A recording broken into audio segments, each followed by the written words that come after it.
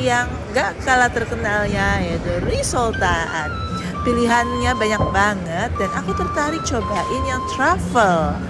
Nah, ini untuk harganya di pop up-nya lebih mahal 1.000 aja. Baru aja pulang dan kita akan cobain si risol yang satu ini. Ya, kalian udah bisa lihat tadi aku video.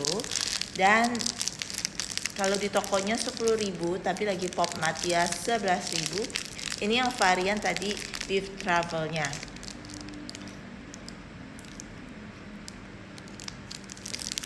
Wangi. Ini untuk bagian dalamnya ya guys ya. Kalau kita belah untuk isiannya, kita cobain lagi.